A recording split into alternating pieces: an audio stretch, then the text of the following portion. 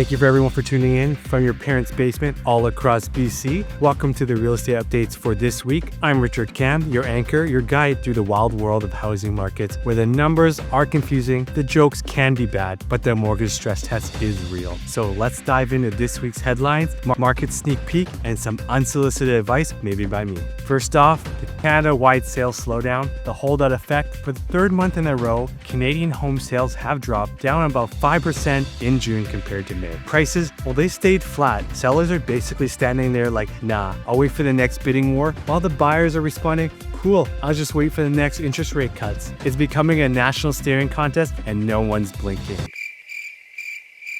It's like watching your friends keep buying avocado toast, hoping their prices will magically drop next week. Spoiler alert, it won't.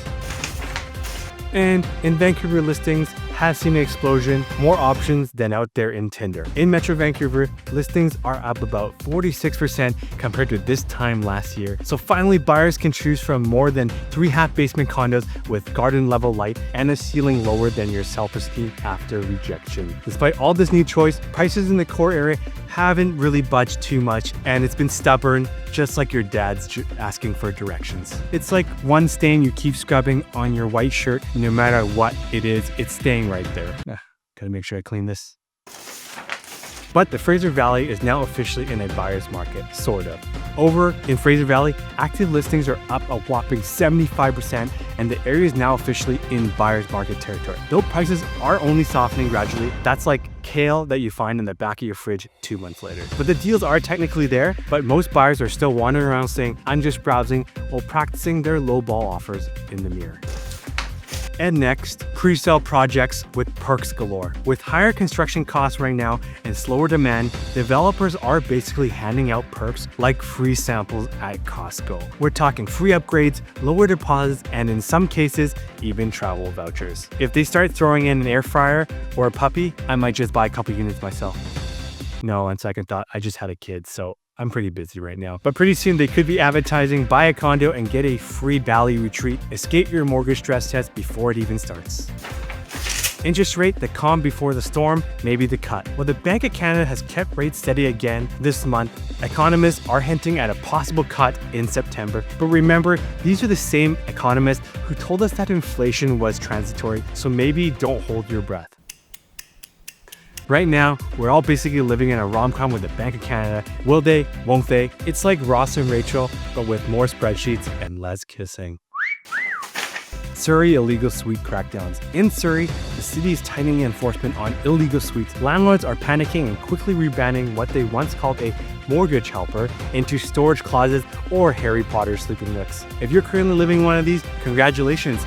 You might be moving back in with your parents very soon. Sunshine Coast and the Powell River. The exodus up north. Up on the Sunshine Coast and in Powell River, prices are still climbing as more people escape city noise in favor of ocean views and raccoons who stare at you like they owe you money. People are basically trading expensive downtown nightlife for salty sea air and compost raids at 2 a.m. It's a vibe. Renters are still stuck at record high rents, but they are coming down. So rents continue to hover at record highs despite rumors of a cooling market. Renters are basically paying someone else's mortgage, but hey, at least you don't have to mow the lawn, or as some call it, deluxe adulting on hard mode. And next, you have pre-sale reality check, and you're underwater before you even move in. Many people in 2022 or 2023 bought pre-sale condos and are now discovering their units are appraised for less than their purchase price. Nothing says welcome home like negative equity before you even move in. So congratulations, you've unlocked the ultra rare underwater achievement badge. Wear it proudly while you cry in your brand new kitchen. And prefab in modular homes, Amazon Prime vibes. Well, with construction costs and labor shortages squeezing margins, prefabricated and modular homes are gaining traction. They're faster to build, cheaper, and greener. So imagine ordering a house online and getting it to arrive next day delivery. Prime home now arriving on your lot before your Amazon socks. So what does this all mean? Well, let's break it down like TikTok astrological readings.